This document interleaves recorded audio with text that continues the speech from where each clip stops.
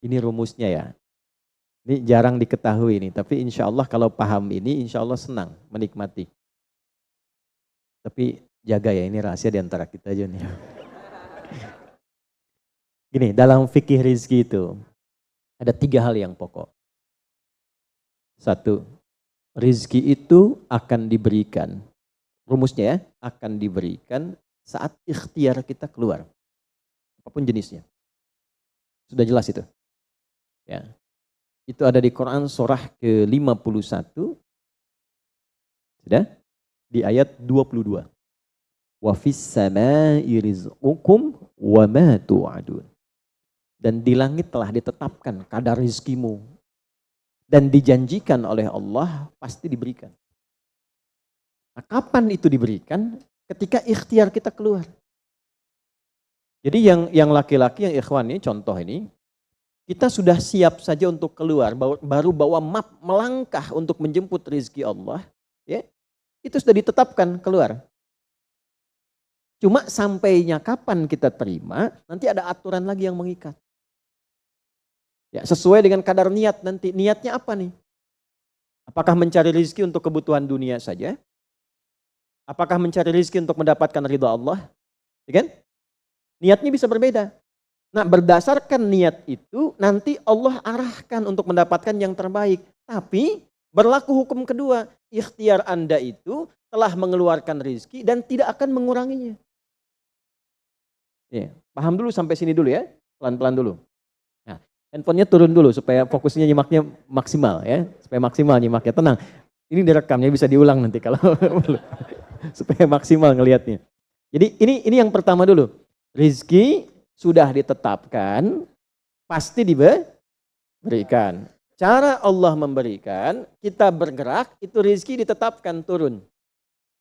Jelas? Nah, diterimanya oleh kita, nanti kembali berdasarkan ikhtiar kita dan niat kita untuk mendapatinya. Innamal a'malu ya, itu dalil hadisnya. Jelas ya? Sampai sini dulu. Yang kedua, rezeki tidak akan tertukar dan berkurang. Karena kadarnya sudah pas. Ya, tepat pas, tidak ada yang berkurang. Dan tidak akan tertukar. Kalau Anda yang berikhtiar, tidak mungkin datangnya ke teman Anda, mustahil. Kalau kita yang berikhtiar, tidak mungkin kepada saingan kita, itu mustahil. Ya, kan ada persaingan dalam bisnis kadang-kadang kan? Kalau Anda yang ikhtiar, tidak mungkin ikhtiar Anda hasilnya diberikan kepada lawan bisnis Anda, itu mustahil. Pasti jatuhnya ke Anda juga. Tidak akan ke yang lain. Kecuali dalam satu bab rumah tangga. Ya, usaha ayah kadang diberikan rezekinya mengalir kepada anak, atau usaha anak akan mengalir kemudian dampaknya kepada orang tuanya. Itu sudah rumus. Ya, awas hati-hati. Jadi kalau Anda ingin mudah berkehidupan ke depan, didik anak dekat dengan Allah. Ketika anak itu jadi baik, keberkahan pada anak itu akan menular kepada kedua orang tuanya. Ya, Bapak Ibu pengen haji, nabung banyak, belum berangkat, sudah antrian panjang. Itu kan? Tapi tiba-tiba ada orang yang tetangga anaknya penghafal Quran 30 juz, dapat hadiah haji, orang tuanya ikut, bapaknya ikut, ibunya ikut, gurunya ikut.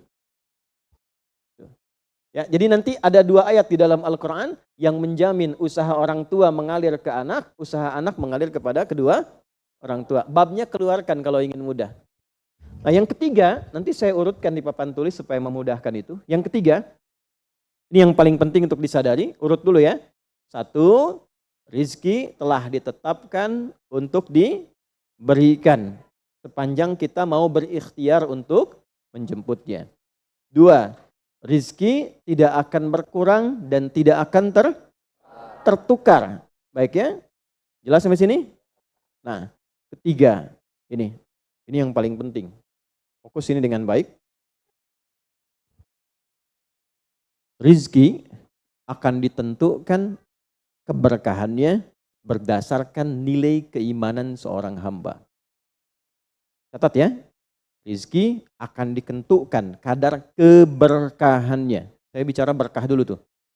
Berdasarkan kadar keimanan seorang hamba. Yang ketiga ini kaidah khusus yang membedakan antara beriman dengan belum beriman.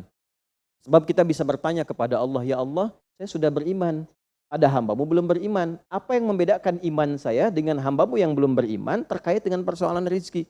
Maka turun nanti ada ayat tentang rizki yang dikaitkan dengan iman. Sekarang kita praktekkan pelan-pelan. Ada rizki. Ada yang namanya rizki? Ada ya. Nah ini ya. Ini bab tentang Anda nih. 1. Pasti diberikan sesuai kadar ikhtiar. Loh. Ya? 2. Sifatnya tidak tertukar. Ya. Putri boleh tertukar. Ada menteri yang tertukar, tapi tidak ada rezeki yang tertukar ya. Tidak tertukar sesuai dengan niat. Rizki nggak butuh alamat ya Pak. Begitu dapat langsung diberikan. Karena malaikat tuh kalau sudah turunkan nggak mungkin salah alamat tuh. Udah tercatat semua itu. Ya. 3. Kadar iman menentukan keberkahan satu rizki. Keberkahan rizki. Ini 3 ini. Ya. Ya, pelan-pelan. Ya, cara memahaminya bagaimana? Kalau ada yang bergerak, itu pasti rezeki diperintahkan ya untuk diturunkan. Tapi sekali lagi tadi, apakah itu akan langsung diterima atau nanti diakumulasikan, dikumpulkan? Yang dengan pengumpulan itu di titik tertentu Allah berikan. Jadi kalau Anda misalnya belum dapat hari ini, belum dapat hari besok, sepekan nyari nggak dapat. Tiba-tiba bulan yang ketiga dapat dan gajinya begitu besar tawarannya. Bahkan belum mulai udah dikasih ya pesangon misalnya untuk uang muka banyak sekali. Nah, cara memahaminya bagaimana? Bukan berarti ketika Anda dapat di situ besar, itu akumulasi kumpulan yang telah dikumpulkan dari ikhtiar Anda sejak awal. Paham nggak sampai sini? Paham ya? Nah, kenapa ada hukum demikian? Masuk ke sini dulu nih. Ya, saya mau tanya sebentar. Bapak Ibu, yang para ayah dulu ya, laki-laki lah terutama. Kalau mencari rizki dalam konteks bekerja ya, untuk materi. Karena rizki itu nanti ada ketenangan, anak-anak, keturunan itu rizki juga. Dalam konteks mencari materi, untuk makan, untuk minum dan sebagainya, saya tanya, untuk memenuhi kebutuhan hidup atau untuk mencari ridho Allah? Udah jujur aja, nggak usah. Bahas sini dulu. Udah, wajahnya nampak kok ini. Saya tanya, untuk kebutuhan hidup atau mencari ridho Allah? Nah, ini nomor 1. Nggak mau kalah dua-duanya. Ridho Allah. Ini sekedar dunia. Pelan-pelan ya. Ketika Anda mencari rizki hanya untuk dunia, maka yang berlaku hukum dunia. Ya. Semakin Anda bekerja keras, semakin Anda dapat. Semakin Anda kreatif, semakin mudah dapat. Ya, semakin pintar, semakin mudah dapatnya. Di sini tidak berlaku masalah iman. Karena semua sama, Allah tetapkan hukum dunia. Siapa yang bekerja keras, siapa yang mau kreatif, siapa yang punya inovasi, siapa yang makin pintar, mudah dia mendapatkan dunia.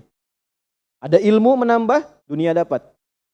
Man arada dunya, kata Imam Syafi'i, fa'alaihi bil ilmi. Siapa yang ingin menguasai dunia, dengan ilmu bisa dapat. Ini. Ada ilmu kreativitas, ada serius, sungguh-sungguh. Kerja yang serius, sungguh-sungguh. Itu kan? Di Tiongkok itu kalau datang ke satu tempat ketukin tiap pintu nawarin barang. Ya, barang ditawarin 1, 2, 3, 4 saking seriusnya. Orang mengerjakan apa, dia cari yang lain. Pernah dulu ada orang bukan muslim ke Saudi, mampir ke Jeddah hanya untuk lihat jemaah haji itu beli apa. Setelah itu dia pulang ke Tiongkok, ke Cina, ya. Musim berikutnya itu made in China. Semua buatan Cina tuh, yang tasbih Cina, yang sajadah Cina, dan harganya jauh di atas harga-harga standar. Gitu tuh. Jadi kalau misalnya orang serius, sungguh-sungguh kreatif, inovasinya ada, bisa buat sesuatu yang orang lain nggak buat, dia bisa sukses. Hukum dunia. Gitu. Tapi semua apa yang didapatkan pun untuk memenuhi kebutuhan dunia saja. Nafsu ada di situ, persaingan ada di situ, ya, popularitas ada di situ. Makanya orang-orang yang kerjanya orientasi dunia itu pada umumnya, pada umumnya apa yang didapatkan hanya untuk memenuhi kebutuhan nafsunya saja. Selesai sampai sini. Nafsu itu kan nggak berhenti. Makanya perlombaannya berapa banyak?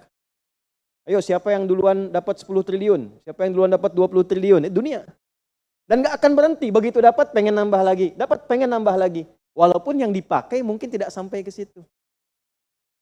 Sekarang saya tanya Anda ya. Mengumpulkan sesuatu yang tidak Anda gunakan bermanfaat tidak? Ya. Ibu misalnya mengumpulkan kayu bakar banyak sampai seruangan masjid ini, Bu. Ya. Tapi yang ibu pakai sehari cuma satu. Ya, dikumpulin 1, 2, penuh, tapi yang dipakai 1. Tapi nggak pernah puas melihat pengen lagi, sampai 10 masjid kayu dikumpulkan. Yang dipakai cuma 1. Kira-kira perbuatan semacam ini bermanfaat tidak? Nah, jika ada orang yang banyak bekerja, hanya membutuhkan sesuatu untuk memenuhi keinginannya saja, ketahuilah Anda terjebak dalam kehidupan duniawi. Mohon maaf sebesar-besarnya ya. Jadi kalau bekerjanya hanya untuk tambah tabungan lagi, cek saldo, bandingkan dengan teman-teman, tapi dari apa yang dikumpulkan tidak membuat Anda lebih baik. Ya, yang paling bahaya tuh gini, pas sakit carinya obat generik. Padahal kayaknya minta ampun gitu. Ya, itu menunjukkan bahwa ada sifat dunia yang menguasai. Pada diri pribadi pun bersifat masih kikir. Nah ini ya, ini yang berbahaya ini. Ya, kalau bekerjanya nggak ada masalah, serius dapat nggak ada masalah. Cuma yang dapat ini mengeluarkannya seperti apa? Kalau hanya mengumpulkan, hanya pamer, hanya untuk update, dia mau menyampaikan dengan pamernya, pakai hukum dunia, nggak bisa disalahkan dalam konteks dunia. Walaupun secara moral dalam hukum agama ini tidak dibenarkan. Jelas nggak sampai sini? Ya, sekarang saya tanya, ada nggak orang misalnya OKB misalnya, orang kaya baru gitu. Nah, baru kaya langsung pasang status, ada yang begitu? Ya, dapat mobil baru pasang status, ada yang begitu? Nah, ini biasanya semakin banyak dilakukan terjebak dengan hukum dunia. Tugas kita mendoakan, bukan mencela. Oh pasti si itu tuh, bukan ya, jangan seperti itu. Ya, tugas kita mendoakan kembali dan sehingga dengan doa itu mudah-mudahan sampai kepada jiwanya untuk bisa berubah. Sehingga diarahkan pada yang lebih baik. Tapi maksud saya begini, kalau ada di antara yang ngaji itu terpedaya dengan sistem seperti ini, dia bekerja, tambah lagi, tapi penambahan itu tidak membuat kehidupannya lebih baik dan bermanfaat, dia terjebak dalam kehidupan dunia. Pada akhirnya berlaku hukum akhir dunia. Hukum akhirnya? Fana. Dunia itu kan punya 2 arti, satu cepat, yang kedua rusak. Cepat, gak terasa, kayaknya baru kemarin kita ngaji ya, sekarang ketemu lagi. Cepat tuh. Ya ketemu teman, kayaknya baru kemarin main sama-sama. Ternyata sekarang udah punya cucu 4 gitu. Ya? Itu dunia tuh. Itu hukum dunia, cepat. Ya, cepat. Yang kedua rusak. Semua dunia itu akan fana, rusak, sifatnya hilang, habis. Kalau bukan kita meninggalkan dunia, dunia yang meninggalkan kita duluan. Ini saya sering katakan, ini ada gelas nih, menampung air. Airnya habis, didiamkan saja, jangan diapa-apakan. Ini kotor, rusak sendiri. Anda punya handphone, elektronik, simpan aja, nanti rusak sendiri. Sifat semua dunia itu rusak. Ya, di sepanjang kita berada di dunia, tubuh pun gak abadi. Yang ganteng-ganteng akan hilang dengan sendirinya gantengnya. Makanya ibu kalau cari suami ganteng nanti rugi tuh. Ya, baik sama, istri juga demikian, yang perempuan demikian. Semua selama di dunia hukum berlaku. Nah, harta juga begitu. Saat dikumpulkan banyak yang dihitung ini, kalau tidak sadar dengan, nah ini poinnya, Kalau tidak sadar dengan ketentuan hidup yang benar, pasti penyesalannya di akhir. Karena semua yang dikumpulkan itu pada akhirnya akan selesai hilang. Minimal manusia yang meninggalkan apa yang dikumpulkan dari dunia ini. Terkumpul 100 triliun, hartanya kumpul, manusianya kan meninggal juga. Ya kan? Selesai ya? Ya pertanyaannya, selama hidup yang kemakan berapa dari sini? Nah ini yang kemudian dikoreksi oleh agama, dituntun oleh Islam. Tidak salah. Kalau bisa jangan 100 triliun, nanggung 1000 triliun, 2000 triliun, 3000 triliun. Kayak Abdurrahman bin Auf tuh sampai 14.000 triliun. Kalau dihitung dengan kurs sekarang, sampai 14.000 triliun.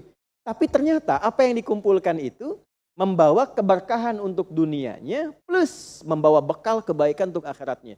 1 dari 10 orang yang dijamin masuk surga tanpa hisab adalah orang paling kaya yang pernah hidup di muka bumi ini.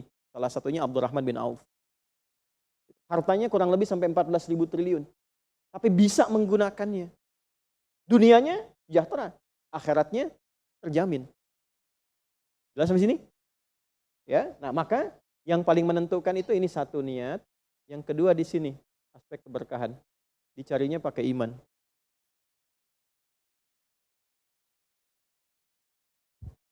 Maka niatkan yang pertama, upayakan setiap pencarian itu gunakan fungsi imannya untuk mencari ridha Allah. Maka ayatnya akan pindah ke ayat 172. Ya ayyuhalladzina amanu kulu min thayyibati ma razaqnakum. Hei orang-orang yang beriman, pakai imanmu untuk mencari kebutuhan hidupmu. Nanti aku siapkan, kata Allah, yang sesuai dengan kadar imanmu. Karena itulah kadang kelihatannya begini. Kelihatannya mohon maaf ya Bu, Pak, nggak dapat lagi. Padahal sudah tahajud malamnya. Udah puasa, udah baca Quran, lamar nggak dapat lagi. Ini nggak dapat lagi. Bukan karena ini Anda nggak bisa dapat, bukan. Karena belum cocok dengan iman Anda. Ini belum thayyib. Belum thayyib. Belum ada baiknya. Mungkin ada bagian dari usaha itu yang kurang cocok untuk iman. Tapi ikhtiar Anda mencari, itu oleh Allah ditetapkan. Setiap dia berangkat, tuliskan. Siap turunkan, siap turunkan. Cuma kapan diturunkan? Nah, itu kadang-kadang ada latihan untuk menguatkan keimanan kita. Sampai kita melewati semua perjalanan pencarian rezeki itu,